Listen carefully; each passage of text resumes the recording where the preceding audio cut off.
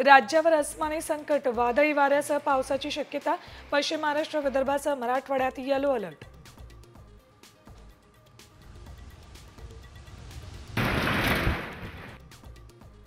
वाल्मिक कराडची प्रकृती बिघडली. श्वसनाचा त्रास होत असल्यानं वैद्यकीय तपासण्या. अहवाल आल्यानंतर पुढची दिशा ठरणार.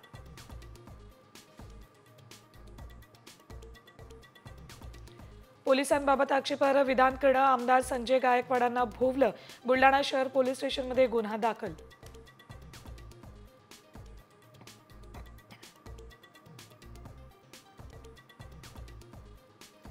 ईडन गार्डन्सवर पावसानं कोलकाता पंजाबचा खेळ बिघडवला. मुंबई इंडियन्सला मात्र मोठा फटका. पॉइंट टेबलमध्ये 5व्या स्थानावर घसरण.